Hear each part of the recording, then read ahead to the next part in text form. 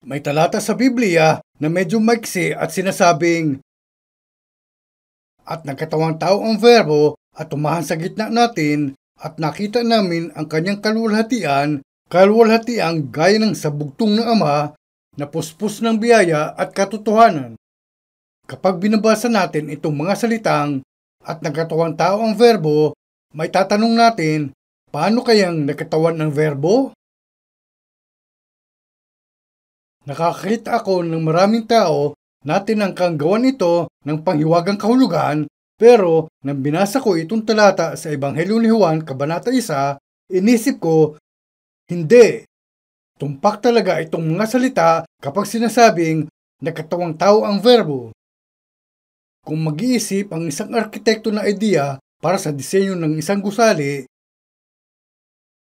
kung nakaisip siya ng disenyo para sa gusali, kung buo siya ng larawan ng gusali sa kanyang isipan, tahimik niya itong isusulat sa kanyang kwaderno. Gagawin niya kung ano ang eksaktong taas, lapad at circumference. Guguhit siya ng maraming pahina ng gusali na ipinapakita ang lahat ng panig. At kapag dumating ang isang taong may unawa sa arkitektura at tiningnan ito ng mabuti, maaaring tanggapin ng taong yun ang proyekto at ipapatayo ang struktura sa paniwalang ito'y magiging magandang gusali. At itinayo nga ang gusali. At kapag aktwal nang binuo ang lahat ng mga detalye bilang bahagi ng struktura, masasabi natin na ang mga nasa isip ng arkitekto ay ipinahayag sa mga blueprint at mula sa mga ito, itinayo ang gusali. Kahalintulad, kapag sinabi ng Biblia, nagkatawang tao ang Verbo, tumutukoy ito kay Jesus, ang anak ng Diyos, na isinilang dito sa mundo, nabubuhay sa mundong ito, kinakatagpo ang kanyang mga alagad, namatay, tapos ay binuhay muli sa mga patay. Lahat nitong mga pangyayari ay itinala ng mga propeta bago pa pumarito si Jesus sa mundo. At ipinakita ito sa mga talata na sinasabing, "Sinalita sa akin ng Panginoon, sinabi sa akin ng Diyos." O, ganito ang sabi ng Panginoon. Lahat ng sinabi ng Diyos sa pamamagitan ng mga propeta ay tungkol kay Jesus, kung saan siya ay panganganak at kung saang sambahayan. Pauna nang ipinaliwanag ng Diyos itong lahat ng mga bagay. At si Jesus, ang anak ng Diyos, ay dumating ng eksakto sa pagkatala ng ganito. Bilang pagtukoy rito, kaya sinasabi ng Biblia, nagkatawang tao ang Verbo. At kapag sinasabing nagkatawang tao ang Verbo, sinasabi nito na ang mga salita ng lumang tipan ay tinupad kay Jesus, ang anak ng Diyos. Sa simula, si Jesus mismo ang Diyos, pero tinalikuran niya ang kanyang posisyon at pumarito sa mundo bilang alipin at nagmasunurin hanggang sa kamatayan. Sinasabi ito sa Biblia, kaya dumati siya ayon sa isinulat, at itong Jesus ang unti-unti nating nakikilala sa pamamagitan ng Biblia. Lubhang mahalaga itong mga salita. Isang araw, habang binabasa ko ang Biblia, inisip ko, Panginoon, kung hindi ninyo naibigay sa amin ang inyong mga salita sa pamamagitan ng mga propeta, paano kaya namin mapaniwalaan na ang inyong anak ay inyong ang anak? Maraming relihiyon na magkakatulad sa mundong ito, pero iisa lang ang Diyos, at natatangi ang kanyang salita at ang kanyang mga pamamaraan ay lubhang dalisay. Habang binabasa ko itong Biblia, sa loob ng mga pahina nito,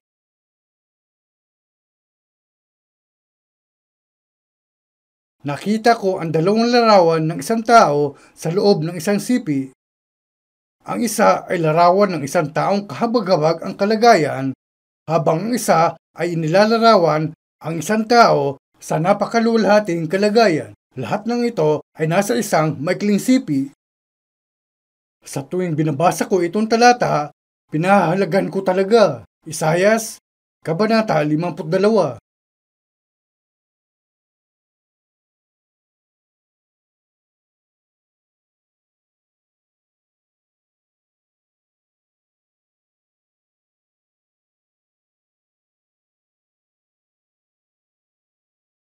Kung nasa Isayas Kabanata 52 na kayo, basahin natin mula talata 13. Isayas Kabanata 52 mula talata 13. Narito, ang likod ko ay gagawang may karunungan, siya'y mabubunyi at malalagay sa mataas at magiging napakataas.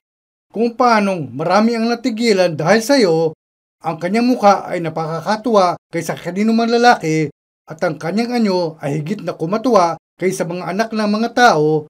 Gayon siya magwiwisik sa maraming bansa, ang mga hari ay magtitikom ng kanilang mga bibig dahil sa kanya, sapagkat ang hindi nasaysay sa kanila ay kanilang makikita at ang hindi nila narinig ay kanilang mauunawa. Kapag binabasa ninyo itong talata, maaring iniisip ninyo na kagaya lang ito sa iba pang mga talata. Babalikan ko muna ang sinabi ko kanina. Kung titignan ng isang tao ang mga blueprint ng gusali na hindi alam na naitayo na pala ang gusali, maaari niyang isipin na maganda sana kung may gagawa nitong gusali. Malamang iisipin niya na magiging maganda itong gusali. Pero gaya nito, maaaring basahin natin ang Biblia at isipin na paano kung may ganyan ngang tao. May isinilang na bang tao rito sa mundo na tulad nito? May ganyan bang tao? Kaya maaaring isipin ng taong tumitingin sa mga blueprint ng gusaling yon, itinayo na kaya ng arkitekto itong gusali sa isang lugar? Iniisip ko kung itinayo na ba talaga. Pero may taong buong ingat na pinag-aralan ang mga blueprint ay maaring nakita ang gusali sa isang lugar sa downtown ay inisip na, palagay ko, nakita ko na ang gusaling yan dati. At pagkatapos niyang isipin ng mabuti, maaring maalala niya ang bahay na inilarawan sa mga blueprint na nakita niya ilang araw na ang lumipas. Kaya, ang pagsasalarawan sa Isayas Kabanata 52 mula talata 1 hanggang sa katapusan ng Kabanata 53 ay para lang sa isang tao sa mga nabuhay sa lumipas, sa mga nabubuhay ngayon o mabubuhay sa hinaharap. Ito ang eksaktong pagsasalarawan sa taong yun at ang taong yun ay si Jesucristo. Ang pagsasalarawan dito sa Isayas Kabanata 53 mula talata 13 hanggang sa katapusan ng Kabanata 53 ay eksaktong tumutugma kay Jesucristo. Tumutugma ng perpekto sa Kanya. Wala nang iba pang ganyang tao rito sa mundo kahit sa mga dakila. Si Jesucristo lang ang anak ng Diyos ang tumutugma sa paglalarawang itinala rito. Ang ganitong bagay ba tulad nito ay mangyayari muli rito sa mundo? Hindi. Kapag sinisikap kong ipahayag sa inyo itong napakahalagang mga salita, nalalaman kong hindi sapat ang limitadong kaalaman sa Biblia para maipaliwanag ito ng lubusan, pero nais kong ipaliwanag sa abot kaya ng nalalaman ko. Isinulat ni Propeta Isayas, ganito ang sabi ng Panginoon. Hindi niya sinabi na siya ang nakaisip nitong mga idea habang isinusulat niya. Isinulat niya, ganito ang sabi ng Panginoon. Sa madaling salita, isinulat niya ang mga salitang nasabi sa kanya ng Diyos. Narito, ang lingkod ko ay gagawang may karunungan. Sinugo ng Panginoong Diyos ang kanyang lingkod sa mundo at gagawang may karunungan ang lingkod na yun.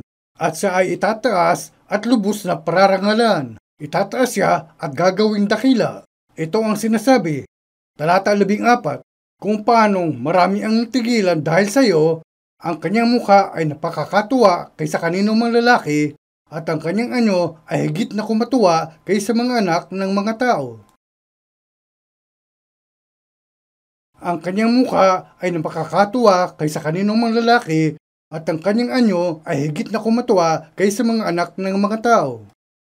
Parang hayop ba siya, kaya halos hindi siya nakilala na mukhang tao? Halos hindi siya makilala.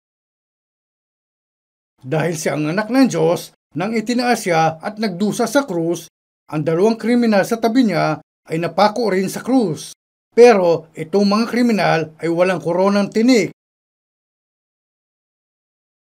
Si Hesukristo, ang anak ng Diyos, na tinutukoy sa talatang ito, ang pinutungan ng koronang tinik na naipilit isuot sa kanyang ulo. Puno ng dugo ang buo niyang mukha. Ang kanyang mukha ay napakakatuwa kaysa kanino mang lalaki.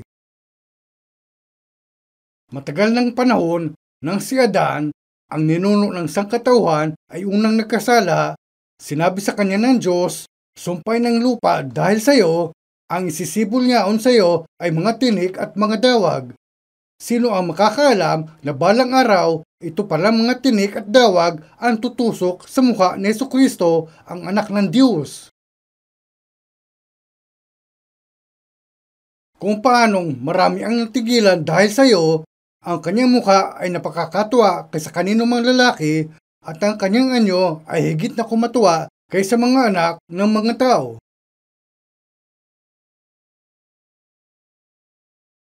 Hindi na makilala ang mukha niya bilang tao.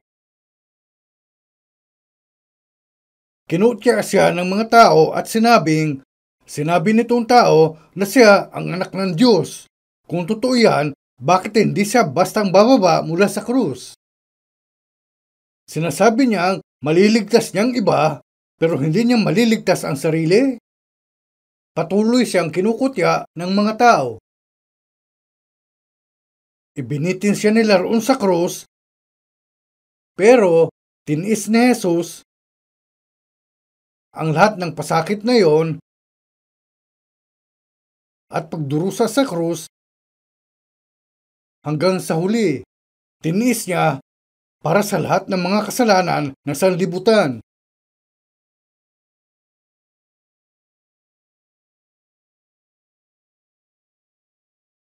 Gayon siya magwiwisik sa maraming bansa, ang mga hari ay magtitikom ng kanilang mga bibig dahil sa kanya, sapagkat ang hindi nasaysay sa kanila ay kanilang makikita at ang hindi nila narinig ay kanilang mauunawa. Balang araw, 세상에 다시 올 때 sa muli niyang pagparito, lahat ng mga pinuno ng mga bansa rito sa mundo ay magsisipagtikom ng bibig sa harap niya. Kung may magbabasa nitong mga sipi sa Biblia at isusulat ang tungkol dito, marahil ganito ang isusulat niya. 만왕의 왕 내 주께서 왜 고초 당했 Bakit kaya ang hari ng mga hari, si Jesus, ang anak ng Diyos, ay nagdusa na umabot sa punto na di na makilala ang kanyang mukha bilang tao? Kung titingnan ninyo ang kasaysayan ng isang bansa, pagdating sa 3 talata na ito ay ang kasaysayan ng mga Hudyo. Kung pag-iisipan ninyo ang kasaysayang yon, makikita ninyo na may bahagi sa siping ito na itinuring ng mga Hudyo na para sa kanila sa kasaysayang yan. Narito, ang lingkod ko ay gagawang may karunungan, siya'y mabubunyi at malalagay sa mataas at magiging napakataas. Ito ang Kristo, ang Mesiyas, na inilarawan dito sa talata 13. Ito ang siyang hinihintay ng mga Hudyo. Napaniwalaan nila ito at sa talata 15 sinasabing gayon siya magwiwisik sa maraming bansa.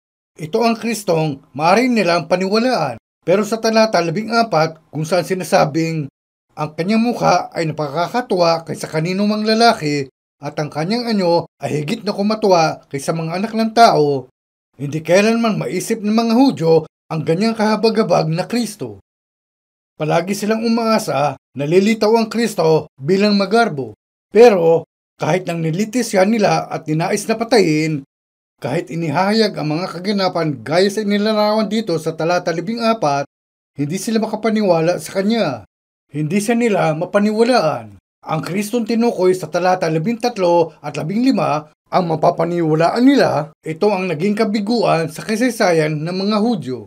Kung itong talata sa gitna nitong tatlong mga talata rito ay naalis, mapapaniwalaan marahil ng mga Hudyo dahil ito ang Mesiyas na hinihintay nila. Hinihintay nila ang Mesiyas na darating balang araw at palayain sila sa kanilang dalamhati at pagdurusa sa pagliligtas sa kanila mula sa mga kamay ng mga dayuhang bansa at yuyurakan ang mga dayuhang bansa at mamumuno siya bilang hari. Pero rito sa talata 14 sinasabing ang kanyang mukha ay napakakatuwa kaysa kanino man lalaki at ang kanyang anyo ay higit na kumatuwa kaysa mga anak ng mga tao. Ayaw nila sa ganyang kahabag-habag na tao. Bunga nito, habang binabasa natin ang Biblia, makikita natin ang talata na sinasabing nagkaroon ng tunay na ilaw sa makatuwid bagay ang ilaw na lumiliwanag sa bawat tao na pumaparito sa sanglibutan. Siya'y nasa sanglibutan at ang sanglibutan ay ginawa sa pamamagitan niya at hindi siya nakilala ng sanlibutan. Siya'y naparito sa sariling kanya at siya'y hindi tinanggap ng mga sariling kanya. Nagsalita ang Diyos sa pamamagitan ng mga propeta sa loob ng maraming taon. Pauna na niyang ipinaalam sa atin na susuguin niya ang kanyang bugtong na anak. Inihanda-andaan sa pamamagitan ng bansang yun, tapos pumarito ang anak at hindi nila tinanggap. Hindi maganda ang trato nila sa kanya. Kaya ngayon, kunin natin itong pagkakataon na pag-aralan ng tahimik ang Biblia at suriin ang pinagsama-samang anyo na ipinakita sa atin nitong tao. At tingnan kung ang sinasabi ng Biblia ay talagang tumutugma sa anak ng Diyos. Hindi pa natutupad ang ibang bahagi nitong sipi. Ang bahaging natupad ay ang talata 14, pero ang talata 13 at 15 ay hindi pa. Kapag sinasabi ritong, narito, ang lingkod ko ay gagawang may karunungan, siya'y mabubuni at malalagay na mataas at magiging napakataas, tinutukoy nito ang siyang darating bilang pinakapinuno sa kasaysayan ng sangkatauhan at maghahari magpakailanman bilang hari ng mga hari. Pero hindi pa yan nangyayari. Hindi pa natutupad. Pero pumarito siya at nagdusa at namatay. Pumarito siya para mamatay sa halip na tayo at kaya ang talata 14 ay tinupad nga. Hindi lang basta dumating si Jesus dito sa mundo tapos ay umalis muli.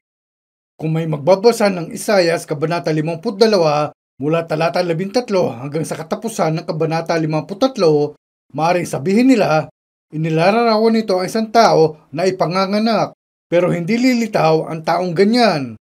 At kahit inisip nilang hindi isisilang ang ganyan tao at hindi lumitaw, ang taong inilarawan sa Isayas Kabanata 53 ay totoo at eksakto sa inilarawan. Siya nga mismo gaya ng susulat tungkol sa kanya. Mas madali itong intindihin kapag binasa natin ang Kabanata 53.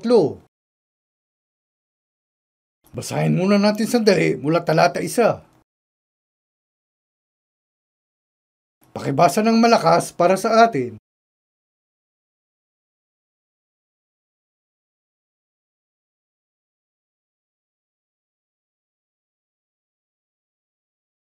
Sinong naniwala sa aming balita? At kanino nahayag ang bisig ng Panginoon? Sapagkat siya'y tumubo sa harap niya na gaya ng sariwang pananim at gaya ng ugat sa tuyong lupa. Walang anyo o kagandahan man at pagka ating minamasdan siya ay walang kagandahan na mananais tayo sa kanya. Siya'y hinamak at itinakwil ng mga tao, isang taong sa kapanglawan at bihasa sa karamdaman. At gaya ng isa na pinagkublihan ng kanyang mukha ng mga tao na siya'y hinamak at hindi natin hinahalagahan siya. Tunay na kanyang dinala ang ating mga karamdaman at dinala ang ating mga kapanglawan, gayon may ating pinalagay siya na hinampas, sinaktan ng Diyos at dinalamhati. Ngunit siya'y nasugatan dahil sa ating mga pagsalansang, siya'y nabugbog dahil sa ating mga kasamaan, Ang parusa ng tungkol sa ating kapayapaan ay nasa Kanya at sa pamamagitan ng Kanyang mga latay ay nagsigaling tayo. Tayong lahat na gaya ng mga tupa ay naligaw, tayo ay tumungo bawat isa sa kanyang sariling daan at ipinasan sa Kanya ng Panginoon ang kasamaan nating lahat. Siya'y napighati, gayon may, nang siya'y dinalamhati ay hindi nagbuka ng kanyang bibig, gaya ng kordero na dinadala sa patayan at gaya ng tupang nasa harap ng mga manggugupit sa kanya ay pipi, gayon may hindi niya ibinuka ang kanyang bibig. Sa pamamagitan ng kapighatian at kahatulan ay dinala siya. At tungkol sa kanyang lahi, sino sa kanila ang gumunita na siya'y nahiwalay sa lupain ng buhay? Dahil sa pagsalansang ng aking bayan ay nasaktan siya. At ginawa nila ang kanyang libingan na kasama ng mga masama at kasama ng isang lalaking mayaman sa kanyang kamatayan, bagaman hindi siya gumawa ng pandadahas o wala mang anumang karayaan sa kanyang bibig. Gayon may, kinalugdan ng Panginoon na mabugbog siya, inilagay niya siya sa pagdaramdam. Pagka iyong gagawin ang kanyang kaluluwa na pinakahandog dahil sa kasalanan, makikita niya ang kanyang lahi, pahabain niya ang kanyang mga kaarawan, at ang pagkalugod ng Panginoon ay lalago sa kanyang kamay. Siya'y makakakita ng pagdaramdam ng kanyang kaluluwa at masisiyahan. Sa pamamagitan ng kanyang kaalaman ay aariing ganap ng aking matuwid na lingkod ang marami at dadalhin niya ang kanilang mga kasamaan. Kaya't hahatian ko siya ng bahagi na kasama ng dakila at kanyang hahatiin ang samsam na kasama ng malakas, sapagkat kanyang idunulot ang kanyang kaluluwa sa kamatayan at ibinilang na kasama ng mga mananalansang. Gayon may, dinala niya ang kasalanan ng marami at namagitan sa mga mananalansang. Kung babasahin muna ninyo ang buhay ni Jesus, gaya sa ipinakita sa Ebanghelyo ni Mateo, Lucas at Juan, sa kabasahan nitong sipi, makikita ninyo na hindi maaring mawala ang pangalan niya rito. Ito ay si Jesus. Sa mga himnong inawit natin, may isa na may linyang 신기한 이름은 예수 내 주. kakaiba talaga itong pangalang Jesus. At dito, ipinakita sa atin ang larawan niya kung ano siya mismo. Sinong naniwala sa aming balita at kaninong nahayag ang bisig ng Panginoon?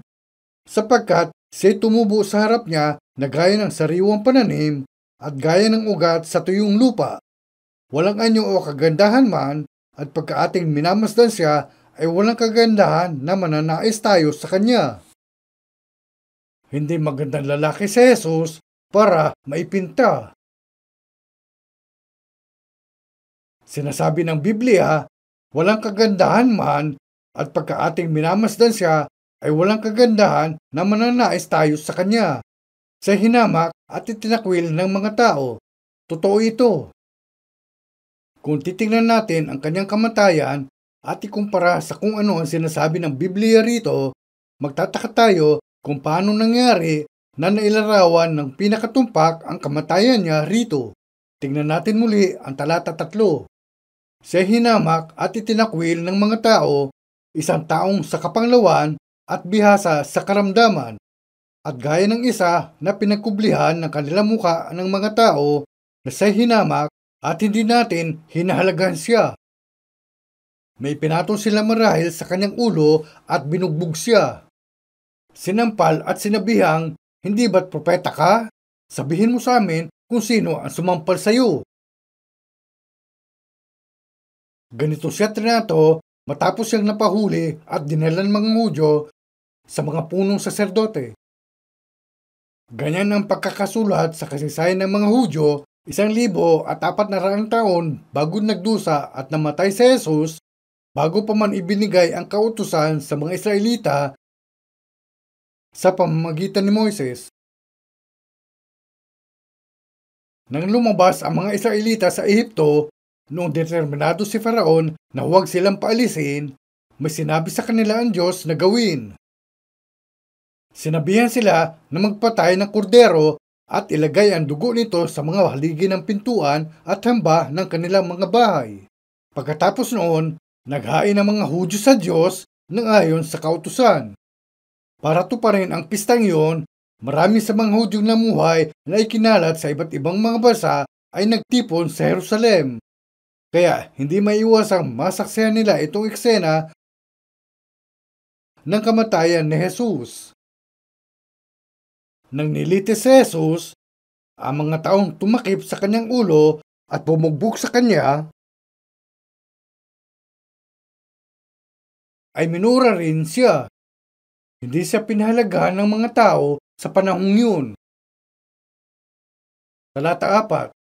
Tunay na kanyang dinala ang ating mga karamdaman at dinala ang ating mga kapanglawan, ganun may ating pinalagay siya na hinampas, sinaktan ng Diyos at dinalamhati.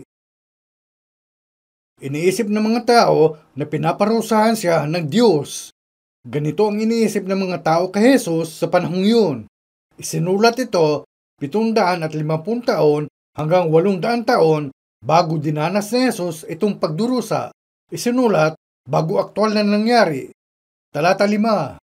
Ngunit siya'y nasugatan dahil sa ating mga pagsalansang, siya'y nabugbog dahil sa ating mga kasamaan, ang parusa ng tungkol sa ating kapayapaan ay nasa kanya, at sa pamamagitan ng kanyang mga latay ay nagsigaling tayo. Nagdusa siya ng ganito para sa mga kasalanang nagawa natin, mga kasalanang ginawa natin laban sa Diyos habang nabubuhay tayo rito sa lupa.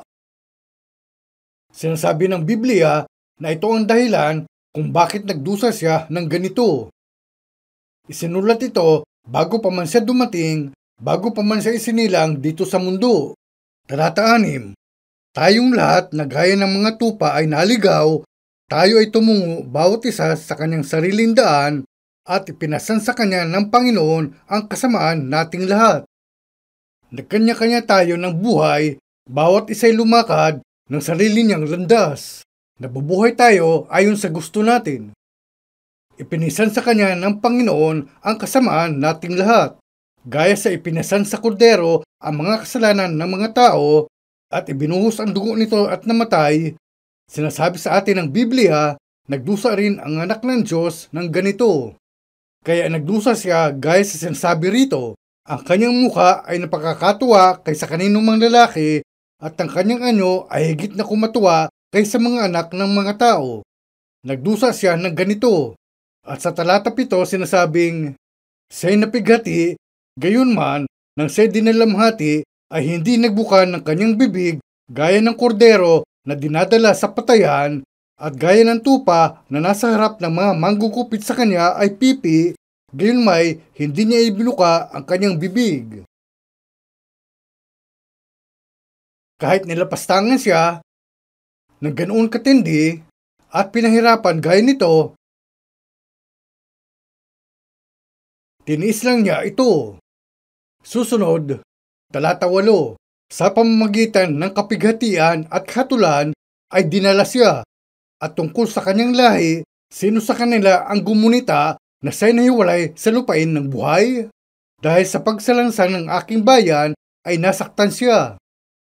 Tungkol sa kanyang lahi, habang pinapatay siya nila, sino sa mga taong nabubuhay sa henerasyong makalipas ang 750 taon ang makakaisip na siya ang anak ng Diyos?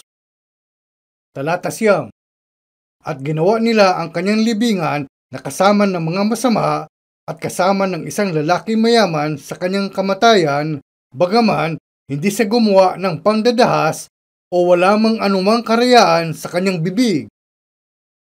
Nang si Judas na tagapag-alaga ng pera ay ipinagkanulo sa Jesus, habang isinasagawa ni Jesus ang kanyang gawain, ay umalis dala ang pera. Wala man lang siyang libingan na mapaglilibingan. Kapag namatay ang isang tao ng ganyan, itatapon lang ang katawan niya sa tabi ng daan. Pero si Jose ng Arimatea ay inaalok ang kanyang libingan na kanyang inukit bilang paghanda sa sarili niyang libing. At doon inilagak ang katawan ni Jesus. Isinaayos itong lahat ng malinaw sa bagong tipan para makita ng lahat liban sa bulag. Makikita ito ng mga tao ng malinaw kung binabasa nila ang Biblia. Sinabi ni Jesus sa kanyang mga alagad, mapapalad ang inyong mga mata sapagkat nakakakita. Tinanong din ng mga Hudyo sa Jesus, sino ka baga? Makikita niyo ito sa Ebanghelyo ni Juan. At sumagot si Jesus, siya rin na sinalita ko sa inyo mula pa ng una. Nagsasalita na siya mula pa sa pinakasimula ng kasaysayan ng mga Hudyo. Kailan niya sinimulang magsalita sa kanila? Matagal ng panahon na sinabihan ng Diyos si Abraham, umalis ka sa iyong lupain at sa iyong mga kamag-anak sa bahay ng iyong ama na ikaw ay pasalupaing ituturo ko sa iyo. Pinakinggan ni Abraham itong mga salita na umalingaw sa kanyang mga tenga, umalis sa bansa kung saan siya naninirahan at bumayahe patungo sa malayong lupain, sa lupain ng Israel, ang lupain ng Judea. Makikita natin na itong mga salitang sinabi kay Abraham ay narinig din ng lahat mga tao sa mga henerasyong nasa kanyang katawan sa panahong yun at mga isisilang sa hinaharap. Hindi lang yan, nang sinabi rin ni Jesus, siya rin na sinalita ko sa inyo mula pa ng una, sinabi niya, nagsasalita siya kay Abraham, kay Isaac, kay Jacob, kay Moses, sa mga Hudyo, sa buo nilang kasaysayan, at ito ang bumubuo sa lumang tipan. At ngayon, ang verbo mismo ang dumating ayon sa lahat ng mga nasabi niya. Ang verbo ay nagkatawang tao at lumitaw sa kanila at ngayon nakikipagtalo ang mga Hudyo sa kanya. Sinabi nila sa kanya, wala ka pang 50 taon at nakita mo na si Abraham? Wala ka pang 50 taon. Pero sumagot si Jesus, bago ipinanganak si Abraham ay ako nga. Sinasabi niyang umiral na siya bago pa si Abraham. Kahit sa sandaling ito, naroon pa rin siya kasama ng mga Hudyo. Kalaunan, pagkalisan niya sa mundong ito, isinulat tungkol sa kanya sa aklat ng Apokalipsis na siya ang Panginoon na nabuhay at nabubuhay at siyang darating. Ito ang banal na Trinidad ng Diyos Ama, Diyos Anak, Diyos Espiritu Santo. Sa lumipas, umiral siya bilang Ama at ngayon sa kasalukuyan nating panahon ay ang banal na Espiritu at sa hinaharap bilang Hesukristo na magbabalik. Paano niyang napanatili ang lihim ng Diyos kahit dumaranas siya ng ganoon katinding pagdurusa? Matapos niyang naranasan ang lahat ng sakit at pagdurusa na naitala, sakalang mahayag itong lihim. Sinabi ni Jesus, maliban ang butil ng trigo ay mahulog sa lupa at mamatay, ay natitira siyang mag-iisa, ngunit kung mamatay, ay nagbubunga ng marami. Sinasabi niya na naparito siya para mamatay. Habang binabasa natin ang Biblia, makikita natin na sinasabing siya'y naparito sa sariling kanya at siya'y hindi tinanggap ng mga sariling kanya. Datapwat, ang lahat ng sa kanya'y nagsitanggap ay pinagkalooban niya sila ng karapatang maging mga anak ng Diyos sa makatuwid bagay ang nagsisampalataya sa kanyang pangalan, na mga ipinanganak na hindi sa dugo, ni sa kalooban ng laman, ni sa kalooban ng tao, kundi ng Diyos. Isang butil ng trigo ang nahulog sa lupa. Ito ang sinasabi niya, siya'y naparito sa sariling kanya at siya'y hindi tinanggap ng mga sariling kanya. Datapwat, ang lahat ng sa kanya'y nagsitanggap ay pinagkalooban sila ng karapatang maging mga anak ng Diyos. Kung tunay ninyong pinaniniwalaan na si Jesucristo ang anak ng Diyos at siya ang tagapagligtas na nagligtas sa inyo, sinasabi sa kanila, pinagkalooban niya sila ng karapatang maging mga anak ng Diyos. Sa mga nakatanggap nitong karapatan, sinabi niyang sila'y mga ipinanganak na hindi sa dugo, ni sa kalooban ng laman, ni sa kalooban ng tao, kundi ng Diyos. Maliban ang butil ng trigo ay mahulog sa lupa at mamatay, ay nagbubunga ng marami, sapagkat gayon na lamang ang pagsinta ng Diyos sa sanglibutan na ibinigay niya ang kanyang bugtong na anak. Pumarito sa sanglibutan itong bugtong na anak at namatay, bumangon sa mga patay pagkalipas ng 3 araw. Inako niya ang lahat ng mga kasalanan ng sangkatauhan at habang ginagawa niya ito, kaya sa pamamagitan niya Nakakatanggap ang espiritu natin ng buhay na walang hanggan. Mula noon, maraming tao ang naniwala rito at nang naniwala sila, tinanggap nila ang karapatang maging mga anak ng Diyos. Susunod, talata 10. Gayunmay, kinalugdan ng Panginoon na mabugbog siya, inilagay niya siya sa pagdaramdam. Pagka iyong gagawin ang kanyang kaluluwa na pinakahandog dahil sa kasalanan, makikita niya ang kanyang lahi, pahabain niya ang kanyang mga kaarawan. Inihandog niya ang kanyang sariling katawan nang ayon sa mga kautusan ng paghahain ng lumang tipan. Inihain ng kanyang espiritu bilang handog para sa mga kasalanan. Nang namatay siya, mas maraming bunga ang isisilang. Maraming mga anak ng Diyos ang isisilang. Kung pag-iisipan natin ng mabuti itong sipi, makikita nating nilalaman nito ang talaan ng pangyayari na hindi kailanman naganap mula nang lumakad ang sangkatawan sa lupa. Pangyayaring hindi nasabi noon at itong lahat ay itinala rito sa iisang sipi. Kung nagawa ninyong saliksikin at basahin ang mga lapida ng lahat ng mga taong naisilang dito sa mundo, wala kayong makikita na may isinulat na ganito. Apokalipsis, Kabanata 1.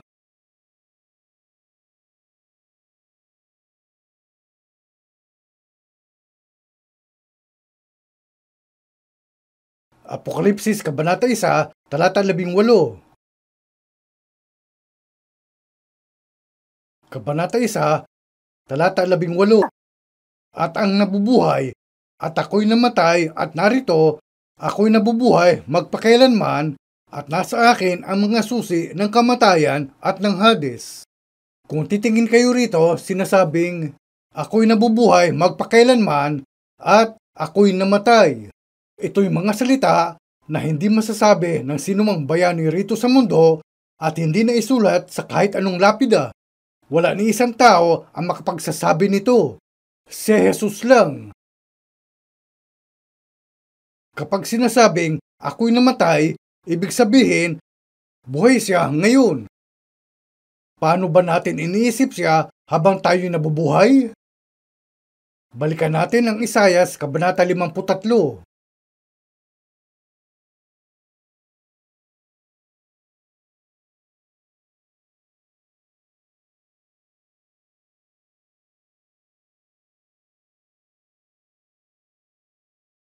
Talata 12.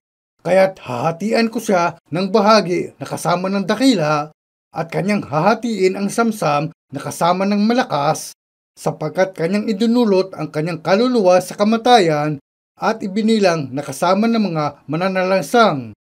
Gayunmay, dinala niya ang kasalanan ng marami at nabagitan sa mga mananalansang. Hindi ba't mga huling sandali ng buhay ni Jesus ang tinutukoy nito? May himno na palagi kong naririnig nung bata pa ako.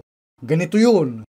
천지가 진동하며 햇빛 흐리고 공중에 부는 바람까지 처량해 갈보리 산상에 하나님 아들 십자가에 달려서 고난 보셨네 33년 동안을 세상에 계셔 벙어리와 소경과 비천한 사람 불쌍히 여기시던 주가 오늘날 이 고난을 당함은 무슨 연분 두 손과 두 발에 쇠못을 받고 머리에는 가시면류관을 쓰셨네 세계상 모든 죄인 심판당할 죄 구원해 주시려고 돌아가셨네. 사정을 아지 못한 로마 병정은 주님을 형틀 위에 무례함으로 비웃고 흉보면서 욕하던 중에 제비로 의복까지 나눠 가졌네. Pero sa bagong tipan sinasabi na idinadalangin tayo ng Panginoon para sa mga makasalanan. Yan ang banal na kamatayang ikinamatay niya. Namatay siya para sa atin, para sa sangkatauhan, para sa lahat ng mga kaawa-awang espiritu. Ang kanyang mukha ay napakakatuwa kaysa kanino mang lalaki. Kung itatanong ninyo sa mga Hudyo ang tungkol sa Mesiyas, malalaman niyong hindi nila hinihintay ang ganitong uri ng Mesiyas. Maluwalhating Kristo lang ang nasa isip nila na yurakan ang mga bansang hintil na umaapi sa kanila. Pero una, dumating siya para mamatay. Mula sa kanyang pagsilang, iba na siya sa sinumang tao. Narito, ang dalagay magdadalang tao at manganganak ng isang lalaki at ang pangalang itatawag nila sa kanya ay Emmanuel, na kung liliwanagin ay sumasa atin ang Diyos. Sino itong tao? Si Jesus, ang anak ng Diyos. Sinasabi ito sa Isaias, Kabanata 7, talata 14. Hindi pa katagalan bago isinilang si Jesus, mga 1 taon, isang binata ang binagabag ng gusto dahil ang pinakamamahal niyang nobya ay buntis. Naguguluhan talaga siya. Kung mabubunyag ito, babatuhin siya hanggang sa mamatay sa harap ng ilang mga saksi ayon sa kautusan ng mga Hudyo. Mamamatay siya sa ilalim ng tumpok ng mga bato. Pero ang Mariyang kilala nitong binata ay tiyak na hindi ganyang uri ng babae, kaya iniisip niya kung paano itong nangyari. Datapwat, samantalang pinag-iisip niya ito, narito ang isang anghel ng Panginoon ay napakita sa kanya sa panaginip, Jose, anak ni David, huwag kang mangamba sa pagtanggap kay Maria na iyong asawa, sapagkat ang kanyang dinadalang tao ay sa Espiritu Santo, at siya'y manganganak ng isang lalaki, at ang pangalang itatawag mo sa kanya ay Jesus, sapagkat ililigtas niya ang kanyang bayan sa kanilang mga kasalanan. Ipinaliwanag ng Diyos sa kanya na ito'y ayon sa itinala sa lumang tipan. Hanggang isang araw, kailangan niyang lisanin ang kanyang bayan para maglakbay, mahabang paglalakbay, kasama itong babae, ang buntis niyang nobya. Tumitira sila sa rehiyon ng Galilea, sa hilagang bahagi ng Israel, sa bayang tinatawag na Nazaret. Kaya sa Nazaret sila naninirahan at tapos nangyari ito sa kanyang nobya, kaya binagabag siya ng husto. Tapos ay lumitaw sa kanya ang Diyos sa panaginip at pinaliwanag sa kanya ang sitwasyon. Sa panahong yon, ng Israel, pati na ang lahat ng mga karatig bansa ng Asia Minor ay pinamumunuan ng Roma.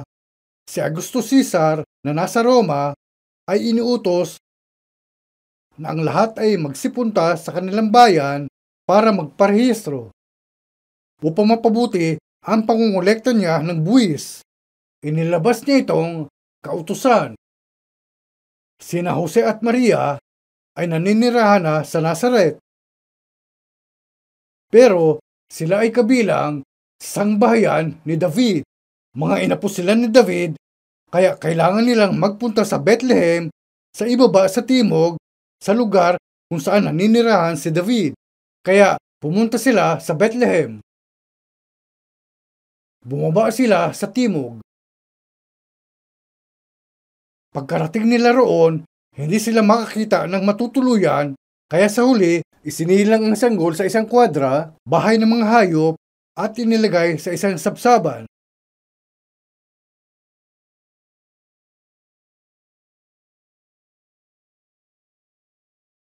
Iniwan niya ang lahat ng kanyang kaluwalhatian at pumarito sa lupa at isinilang sa lugar na hindi marapat sa tao sa isang sabsaban.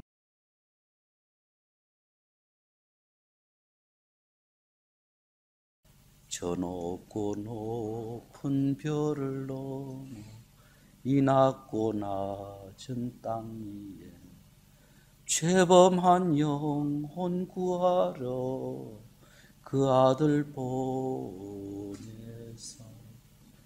우리의 죄 사했으니 근해 잊을까 하나님 크신 사랑은 측량다 못하. Galing ang anak ng Diyos sa malayong kaitaasan, mas mataas pa sa mga bituing di mabilang, at pumarito siya sa katawang tao. Ito ay ang anak ng Diyos.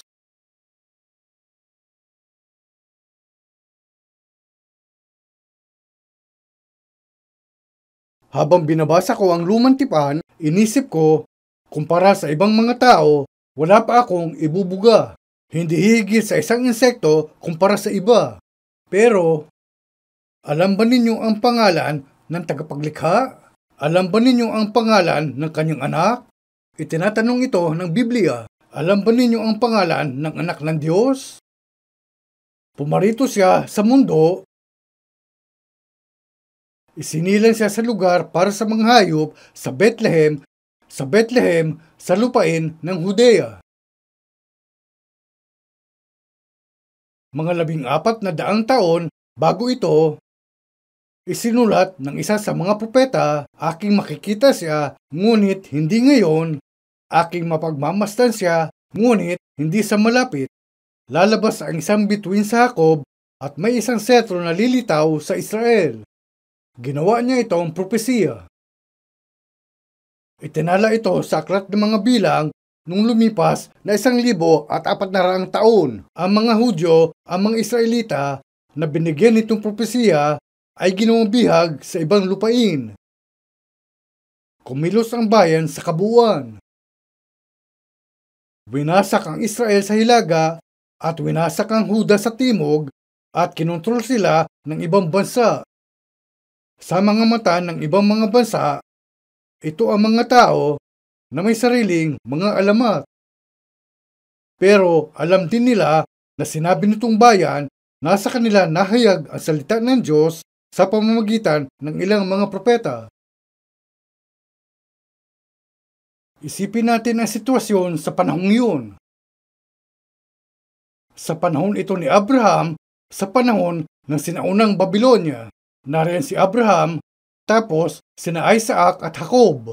Sa panahong yon, sa timog, nariyan ang kaharian ng Ehipto, ang kahariang pinamumunuan ng mga inapo ng mga faraon.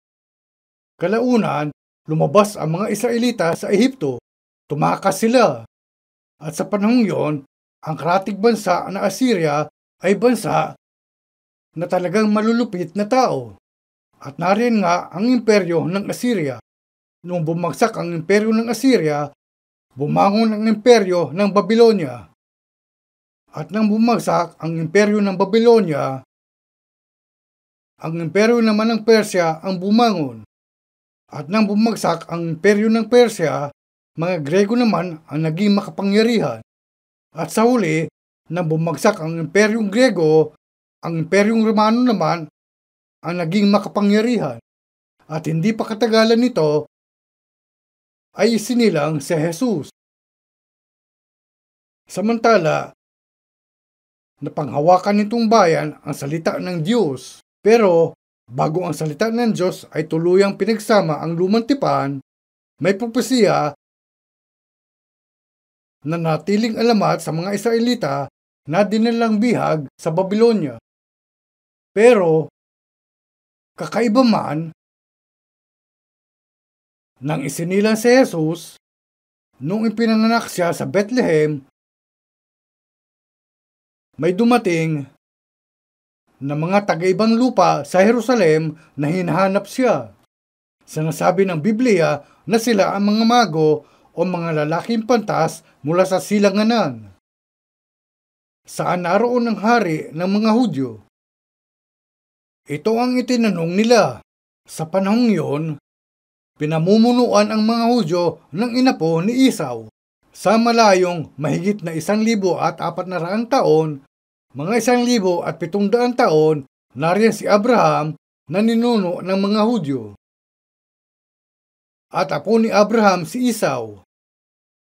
Si Abraham ang ama ni Isaac at si Isaac naman ang ama ni Jacob. May kakambal si Jacob at ang matandang kapatid na yon ay si Esau.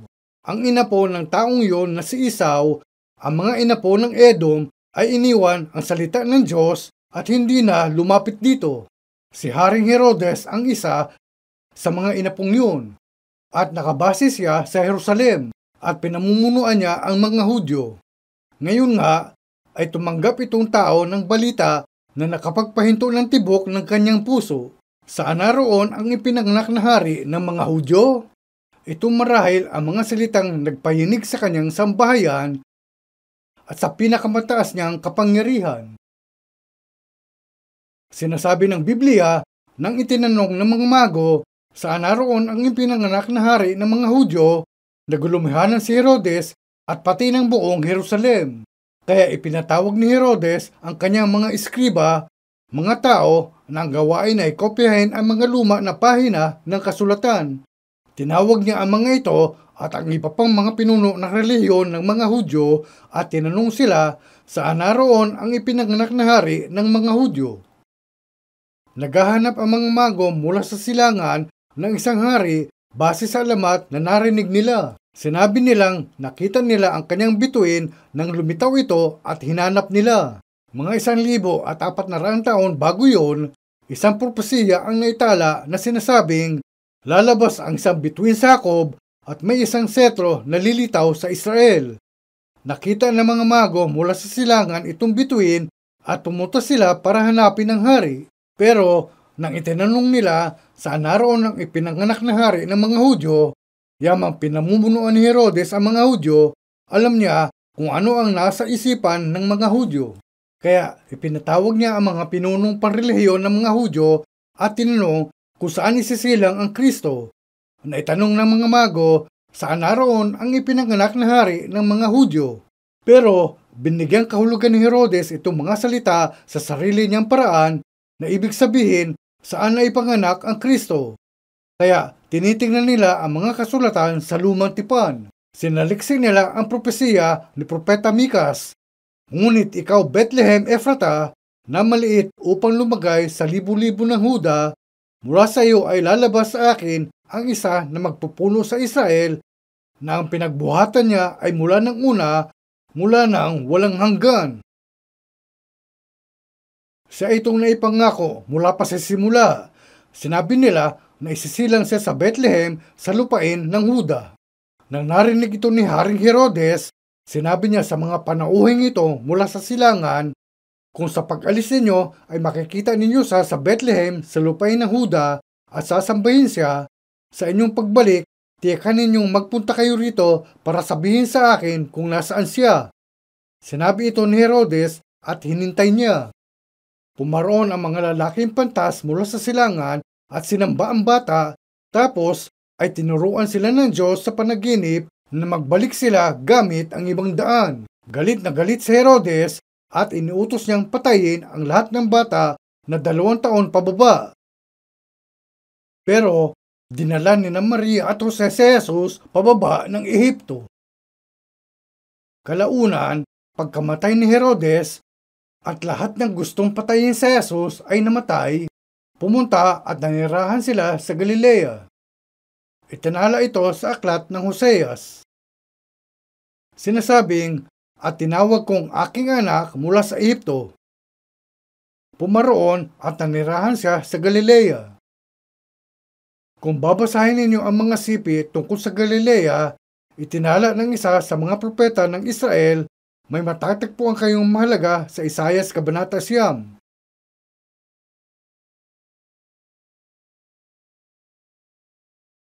Tingnan natin.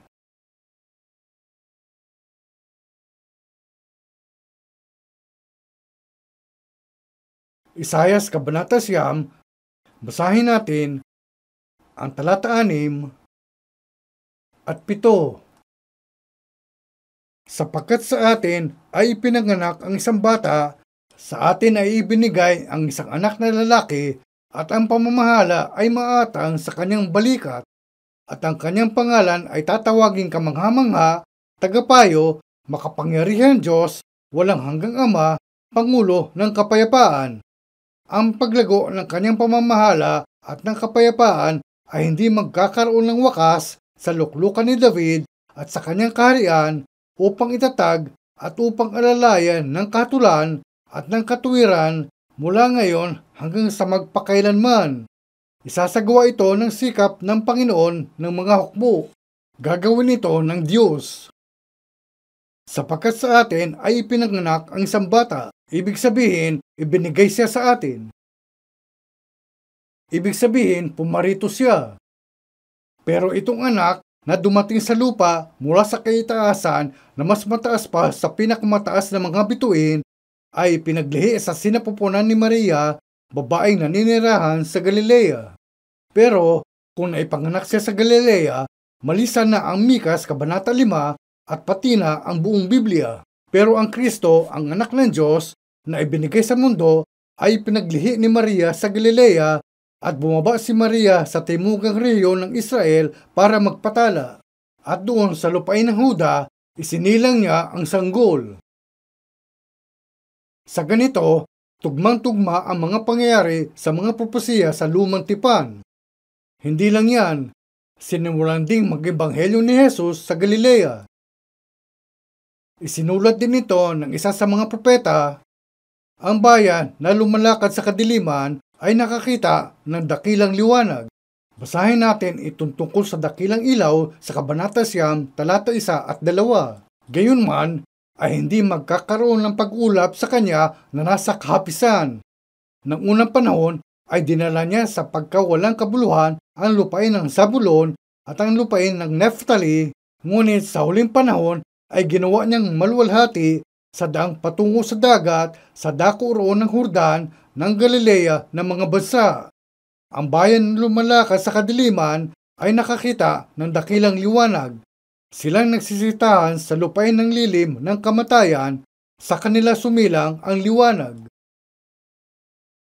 Itong ilaw, nagkaroon ng tunay na ilaw sa makatuwid bagay ang ilaw na lumiliwanag sa bawat tao na pumaparito sa sanglibutan. Doon lumitaw ang anak ng Diyos. Inakala ng mga tao na anak lang siya ng pangkaraniwang karpentero. Pero anak siya ng Diyos. Sa talata 6 sinasabing, sapagkat sa atin ay ipinanganak ang isang bata, sa atin ay ibinigay ang isang anak na lalaki, at ang pamamahala ay maatang sa kanyang balikat, at ang kanyang pangalan ay tatawaging kamangha-mangha, tagapayo, makapangyarihan Diyos, walang hanggang Ama, Pangulo ng Kapayapaan. Kung susuriin nyo ng mabuti, malalaman nyo na siya ang makapangyarihang Diyos. Pumarito ang Diyos sa mundo sa katawang tao. Isinilang siya sa mundo ng tao. Itong Diyos, sinasabi ring siya ang Pangulo ng Kapayapaan. Talata 7. Ang paglago ng kanyang pamamahala at ng kapayapaan ay hindi magkakaroon ng wakas sa luklukan ni David at sa kanyang kaharian upang itatag at upang alalayan ng kahatulan at ng katuwiran mula ngayon hanggang sa magpakailanman. Sa maraming mga Kristiyanong nabuhay rito sa lupa at sa mga nabubuhay rito sa lupa ngayon, may mga namamali sa pag-intindi at iniisip na namatay si Jesus at bumangon sa mga patay pagkatapos ng 3 araw at basta lang umakyat sa langit kung saan siya nananahan magpakailanman, at kung pinaniniwalaan ito ni Numan, pupunta sila roon pagkamatay nila. Ito ang kanilang iniisip, pero hindi ganito. Sinabi ni Jesus, at kung ako'y paroroon, ipaghahanda ko kayo na kalalagyan, tapos muling paririto ako at dadalhin ko kayo roon. Pangako ito na balang araw, babalik si Jesus dito sa mundo. Babalik siya bilang pinuno ng mundo. 주 예수의 나라 땅 위에 곧 오겠네 오겠네 옳은 길 따르라 의의 길을 세계 만민이 이한 길. Itong planong na itatag ng Diyos ay mangyayari. Dahil dito, Kaya ipinangako ang anak ng Diyos sa mga Israelita, kaya itinala ng ganito at dumating siya. Tinutulungan tayo ng Biblia na maniwala sa Kanya at tanggapin ang buhay. Ang bayang iyon, ang bayan ng kanyang pinuntahan, ay ipinako siya sa krus at pinatay. Siya'y naparito sa sariling kanya at siya'y hindi tinanggap ng mga sariling kanya. Dahil dito, nagkaroon ng pagkakataon ang lahat ng mga tao sa ibang bansa na tanggapin itong katotohanan. Mga taong hindi Hudyo, na ibigay na sa atin itong pagkakataon. Sa totoo lang, lahat tayo ay mga hintil sa mga mata ng mga Hudyo. Itong napakahalagang tao ay ipinangako rito sa mundo, pumarito sa lupa, pero kinamuhian. Hindi siya tinanggap ng mga Hudyo. Bunga nito, ipinahayag ang salita ng Diyos sa mga hintil. Kung titignan ninyo ang proseso kung paano ito nangyari, makikita ninyong namatay si Jesus at bumangon sa mga patay at lumitaw sa mga alagad sa loob ng 40 araw. Lumitaw siya sa kanila at sa loob ng 40 araw, ipinaliwanag niya ang lahat sa mga alagad. Itinuturo niya sa kanila ang tungkol sa kaharian ng Diyos. Sa panahong yon, tinanong siya ng mga alagad,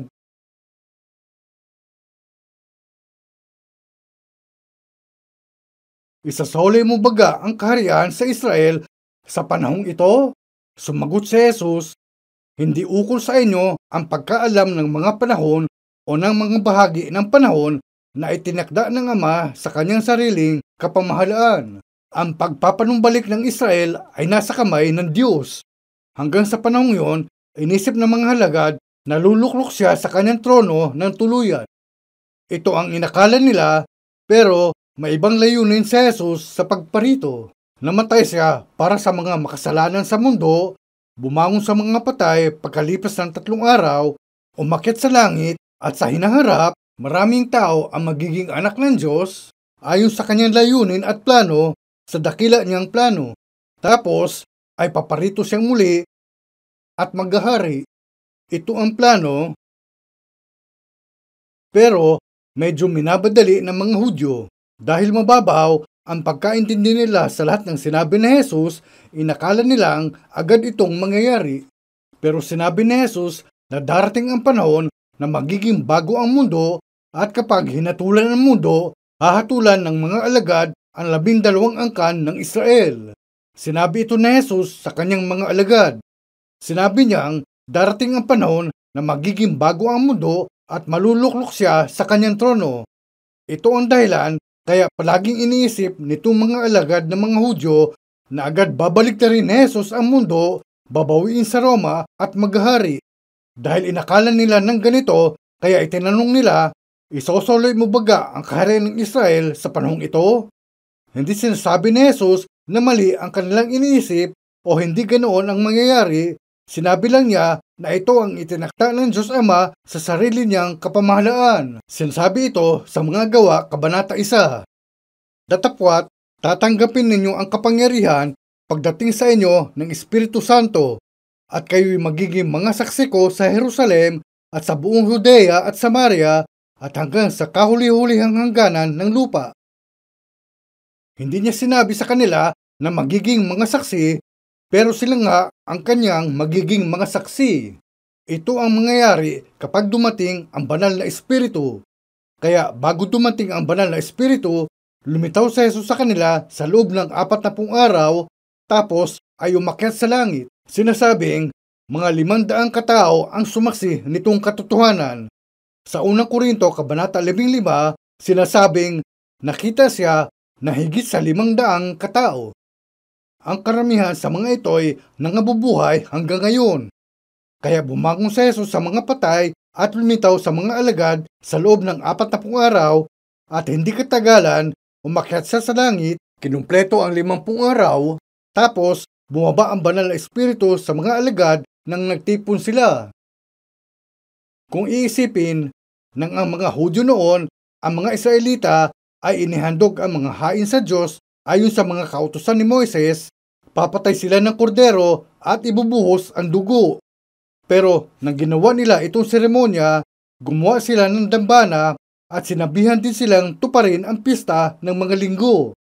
7 Sabat, tinupad nila ng mabuti ang Sabat sa loob ng 7 linggo. Ang 7-7 ay 49 at ang sumunod na araw, ang ika-50 araw ay ang araw ng Pentecostes. Sa panahon nitong pista, dumating ang banal na Espiritu. Tinupad ito ng mga Hudyo bilang anino. Kaya sa ika-50 araw, namatay si Jesus at bumangon sa mga patay pagkalipas ng 3 araw, tapos ay tinuruan niya ang mga alagad sa loob ng 40 araw, saka umakyat siya sa langit at paglipas ng 10 araw, unang pumarito ang banal na Espiritu sa lupa para sa sangkatauhan. Ito ang tanda ng simula ng simbahan. Simula noon, ginawa ang mga paghahanda para ipalaganap ang Ebanghelyo sa buong mundo. Ito ang plano ng Diyos at ang kanyang lihim. Sa lumipas sa 2,000 taon, maraming tao ang nakaalam at naniniwala rito sa Ebanghelyo at namuhay na kinakapitan itong pinagpalang pag-asa hanggang sa araw na sila'y namatay. Maaaring kasapi sila sa ibang mga denominasyong Kristiyano at organisasyon, pero marami ng tao ang lumisad dito sa mundo na may katiyakan sa pag-ibig ng Diyos.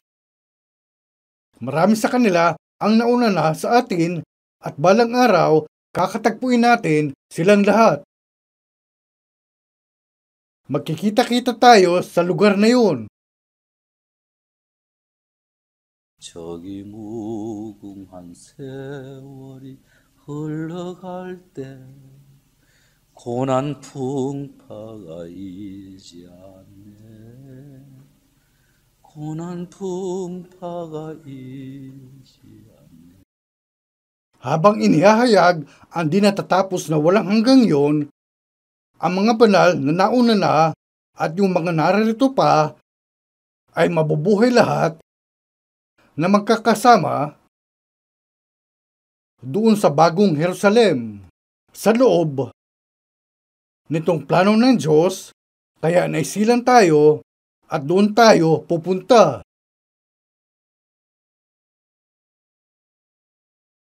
At kung ako'y pumaroon at kayo'y maipaghanda ng kalalagyan, ay muling paparito ako at kayo'y tatanggapin ko sa aking sarili. Ipinangako ito ni Jesus.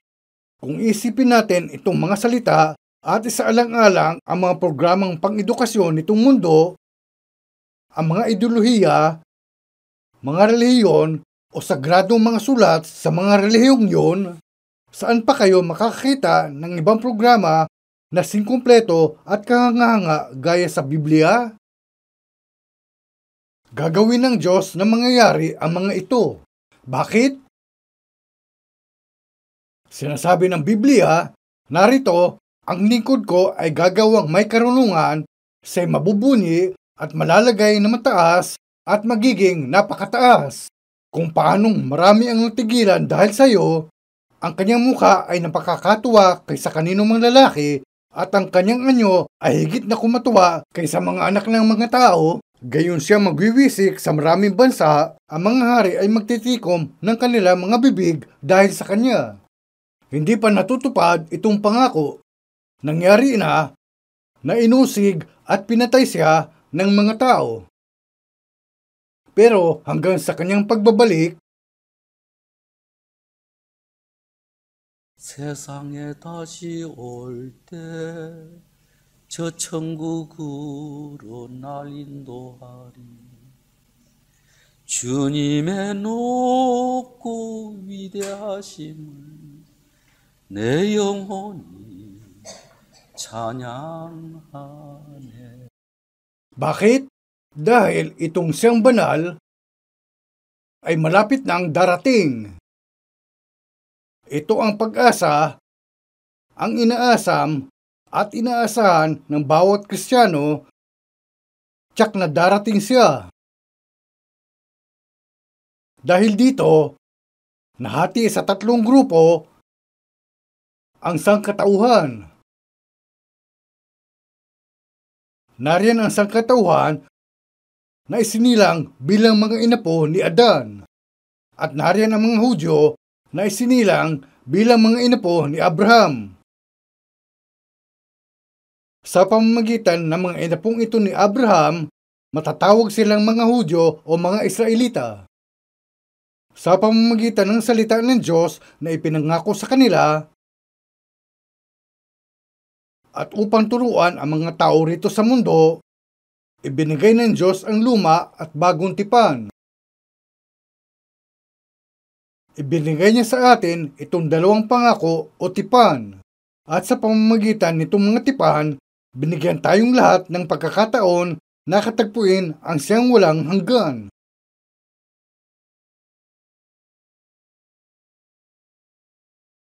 Hindi ba't masaya kayo sa pag-iisip lang nito?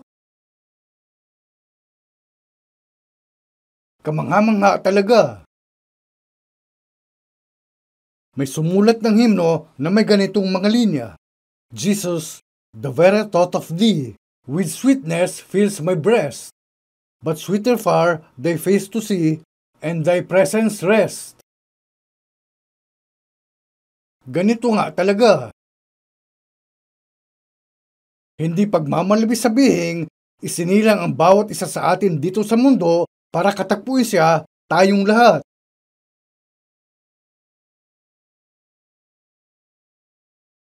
Pero, paano ba natin iniisip siya habang nabubuhay tayo rito sa mundo? Gumawa tayo ng lahat ng mga paghahanda para katagpuin siya habang namumuhay tayo. Lahat tayo. Gaya ng lahat sa kalikasan na tumitingin sa araw, bawat taong nabubuhay ay hinaharap ang tunay na ilaw na yun.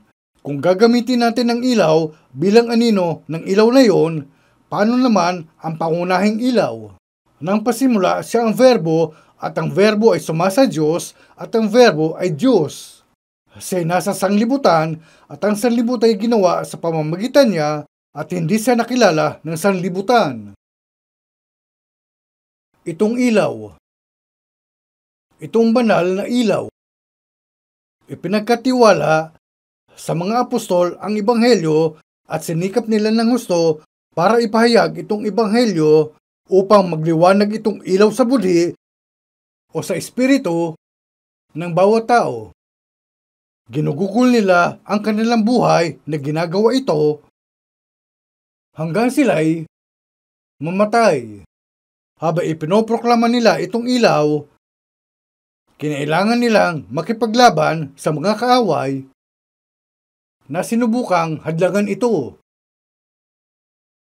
May itinala si Apostol Pablo sa Bagong Tipan na wala sa mga pilosopo rito sa mundo ang makakakontra. Tingnan natin sa ikalawang mga taga-Korinto sa Bagong Tipan. Ikalawang mga taga-Korinto, Kabanata 4.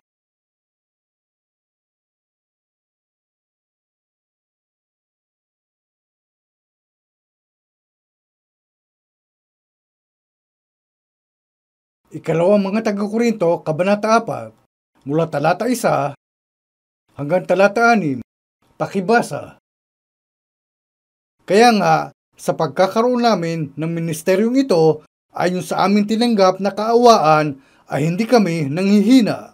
Bagkus, tinanggihan namin ang mga kahiyang bagay na nangatatago na hindi kami nagsisilakad sa katusuhan na nagsisigamit man na may daya ng mga salita ng Diyos, kundi sa pagpapahayag ng katotohanan ay pinagtatagubilin ang aming sarili sa bawat budhi ng tao sa harapan ng Diyos. At kung ang aming ebanghelyo ay natatakluban pa, ay may talukbong sa mga napapahamak, na binulag ng Diyos ng sanglibutang ito ang mga pag-iisip ng mga hindi nagsisampalataya upang sa kanila huwag sumilang ang kaliwanagan ng ebanghelyo ng kaliwalhatian ni Kristo na singlarawan ng Diyos, sapagkat hindi namin ipinangaral ang aming sarili, kundi si Kristo Jesus na Panginoon, at kami ay gaya ng inyong mga alipin dahil kay Kristo. Yamang ang Diyos ang nagsabi, magningning ang ilaw sa kadiliman, na siyang nagniningning sa aming mga puso upang magbigay ng liwanag ng pagkakilala sa kaluwalhatian ng Diyos sa mukha ni Hesukristo. Oo, merong sumulat ng himno tungkol dito at gusto rin natin. 사망의 음침한 골짜기 가다가 밝은 빛 호련히 보고. Napakaganda ang himno. Ang puso natin na dating nasa kadiliman at bigo ay niliwanagan nitong ilaw. There's sunshine in my soul today. May isa pang himno, alam nyo ito, di ba? 사망의 음침한 골짜기 가다가 밝은 빛 호련히 보고. Inihayag ito ng himno ng napakabuti. Itong ilaw. Yamang ang Diyos ang nagsabi, magningning ang ilaw sa kadiliman na siyang nagniningning sa aming mga puso upang magbigay ng liwanag ng pagkakilala sa kaluwalhatian ng Diyos sa mukha ni Hesukristo. Nabuhay ang mga apostol para ipahayag itong katotohanan, sapagkat hindi namin ipinangangaral ang aming sarili, kundi si Kristo Jesus na Panginoon at kami ay gaya ng inyong mga alipin dahil kay Kristo. Hindi nila kinakalakal ang salita ng Diyos gaya ng karamihan. Ginawa nila ito para ihayag lang ang salita ng Diyos, ang katotohanan. Sa ganito, lumiliwanag ang salita ng Diyos bilang ilaw sa madilim na espiritu ng mga tao. Paano lumiwanag ang ilaw? Noong nasa mundo pa si Jesus, may isang taong sumisigaw sa kanya. Kaya tinangka ng mga alagad na patahimikin siya, pero hindi siya mapahinto. Sumigaw siya, "Jesus, ikaw na anak ni David." At hiniling niya kay Jesus na bigyan siya ng paningin kung ito ang kanyang kalooban. Pinagaling ni Jesus itong bulag. Hindi lang ang katotohanan na binigyan ng paningin itong tao ang siyang mahalaga, dapat tayo ay mapasalmatin lahat sa Diyos sa pagbibigay sa atin ng mga mata para tingnan ang kanyang anak. Nabubuhay tayo rito sa mundo bilang mga tao na nakikita lang ang mga nakikita ng pisikal nating mga mata. Pero habang ginagamit natin ang limitado nating pisikal na mga mata para basahin ang banal na mga salita ng Diyos na itinala sa Biblia, natutuklasan natin ang anak ng Diyos. Ito'y napakapalad at maluwalhating bagay at ang tangi nating gagawin ay pasalamatan siyang muli.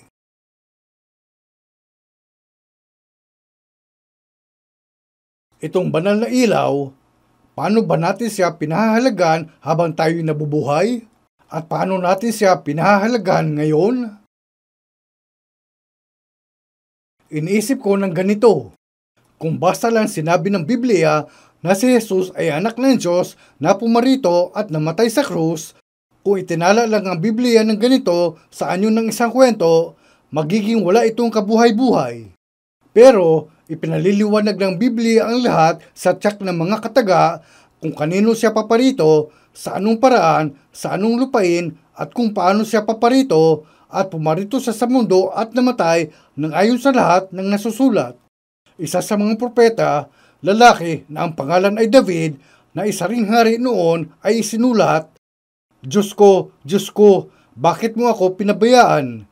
Niligid ako ng mga aso. Kinulong ako ng pulutong ng mga manggagawa ng masama, binutasan nila ang aking mga kamay at ang aking mga paa, at sa aking kauhawan ay binigyan nila ako ng suka na mainom. Lahat ng mga ito ay tinupad nang namatay si Jesus. Lahat nitong mga propesiya ay itinala sa aklat ng mga awit ay tinupad ng paisa-isa, at namatay siya nang ayon sa nasusulat. At bago siya namatay, sinabi niyang, Ama ko, kumbaga maari ay lumampas sa akin ang sarong ito. Gayunmay, huwag ang ayon sa ibig ko, kundi ang ayon sa ibig mo. Sinasabi ng Biblia, narito, dumating ako sa balumbong ng aklat ay nakasulat tungkol sa akin upang sundin ang iyong kalooban. Ito ang tinutukoy rito. Sinasabi, na ang kamatayan ni Jesus ay itinala sa lumang tipan at dumating siya ayon sa lahat ng isinulat tungkol sa kanya sa balumbon ng aklat. Kaya dumating siya ayon sa lahat ng nasusulat, pinagdaanan niya ang lahat ng hinihingi sa kanya at 3 araw pagkatapos ng kanyang kamatayan, nabuhay siyang muli at tapos umakyat sa langit. At ngayon, umuupo siya sa kanan ng luklukan ng Diyos. Naroon siya bilang dakilang saserdote ng ating espiritu at sa hinaharap, darating siyang muli. Ayon sa isinulat sa Biblia, lahat ng mga banal na nabubuhay sa mundong ito ay biglang kukunin sa ilang sandali. Sa araw na yon, makakatagpo nila ang mga nauna na. Dahil dito, kailangan nating malaman ang kaibahan ng mga Hudyo at mga Hintil at ang simbahan. Ang simbahan ay binubuo ng mga naniniwala kay Jesus ng mga Hudyo at sa mga naniniwala kay Jesus ng mga Hintil. Tatawagin ng Panginoon ang lahat ng naniniwalang ito bilang kasintahang babae ni Kristo. Mananatili tayo sa mundong ito hanggang sa araw na yun. Napatutunayan ko na ang pagtitiis sa panahong ito ay hindi karapat dapat maitumbas sa kaluwalhatiang mahayag sa atin. Darating ang araw na tatawagin niya tayo para makibahagi sa banal na kaluwalhatiang mahayag. Hanggang sa dumating yon, nabubuhay tayo sa mundong ito na may pinagpalang pag-asa. Manalangin tayo.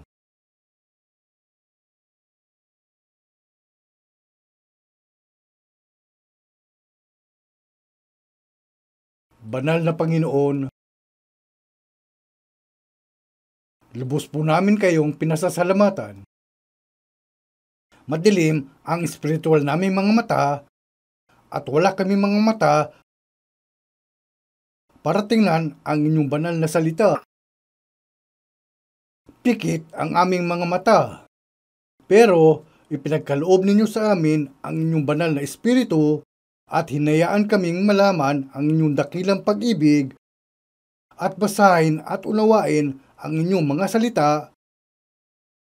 At dahil dito, tunay po namin kayong pinasasalamatan. Panginoon, gabayan po ninyo kami upang mabatid naming lahat itong pinagpalang katotohanan. At wala sa amin ang magilagalag na may iwan sa inyong pagtawag. Panginoon, idinadalangin namin na kilusin ng banal na Espiritu Santo ang puso ng bawat isa sa amin para malaman naming lahat ang inyong biyaya sa pamamagitan ng inyong salita na naibigay ninyo sa amin.